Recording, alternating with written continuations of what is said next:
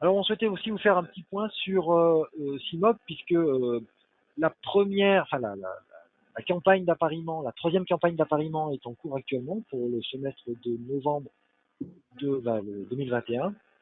Et donc, voilà, si on regarde un petit peu ce qui s'est passé, tout d'abord, vraiment, on souhaite tirer notre chapeau aux ARS et aux scolarités qui ont été informés des dates seulement de début juillet et qui ont dû traiter une masse de données très importante pour ouvrir les postes, pour gérer la qualité de données en un temps record et pendant une période estivale. Voilà, donc, vraiment, presque contre toute attente, elles y sont arrivées. Donc bravo, chapeau, la campagne a pu s'ouvrir comme prévu le 1er septembre et tout s'est bien passé, c'est-à-dire que la phase des étudiants qui ont candidaté s'est bien passé, la phase de responsable de terrain de stage s'est bien passée, l'appariement, l'algorithme, ça a bien tourné aussi. Et si on regarde les statistiques, voilà, on a eu 98% d'étudiants qui avaient des candidatures valides. Et en fait, les candidatures qui n'ont pas été valides, en fait, c'est soit des étudiants qui ne se sont jamais connectés. Et quand on gratte un petit peu dans le détail, ce sont des étudiants dans les situations justifiées de ne pas forcément se connecter. Donc, voilà, il n'y a pas eu de dysfonctionnement, il n'y a pas eu de problème majeur sur les étudiants. Il y a eu aussi, dans la partie classement par les responsables de stage, il y a 99% des classements qui ont été valides aussi. Alors là, il y a petite astuce, après classement automatique, c'est-à-dire que le choix qui a été fait par le cabinet du ministère, ça a été de ne pas pénaliser lorsque un responsable de terrain de stage ne s'était pas connecté pour faire son classement. Dans le mode de fonctionnement normal, un responsable ne fait pas son classement, les étudiants ne peuvent pas être affectés sur ce terrain de stage. Pour éviter cette situation qui en fait pénalise les étudiants, on a fait un classement, on a neutralisé le classement des responsables de terrain de stage en classant tous les étudiants ex aequo en première position.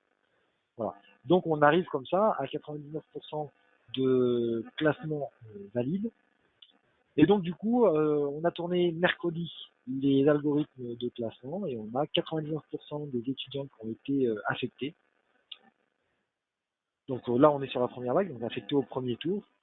Et un niveau de satisfaction de 78%, c'est-à-dire que dans 78% des mariages, on a un étudiant qui a mis 5 heures sur le terrain de stage et un responsable de terrain de stage qui a classé l'étudiant en premier. Voilà. Donc on voit que on a un niveau de satisfaction au moins théorique, en tous les cas, issu de la plateforme, qui montre que voilà, c'est efficace pour que les mariages se passent bien. On retient quand même à retenir pour les prochaines campagnes voilà, des méconnaissances par un certain nombre de responsables de terrain de stage de la procédure, des principes de fonctionnement.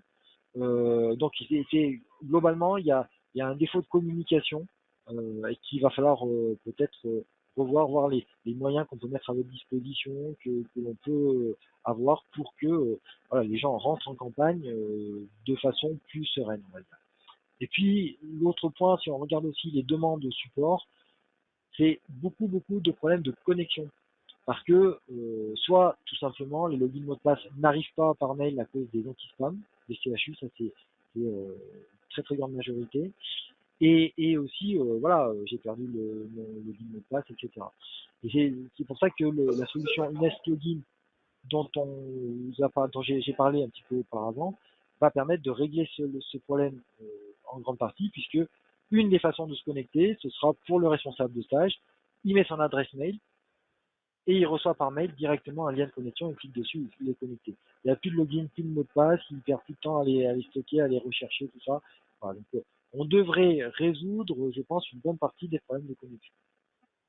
Voilà sur les appariements. Je ne sais pas si... Merci Grégory. Non, j'ai pas vu de questions particulières. Je ne sais pas si quelqu'un veut intervenir là-dessus.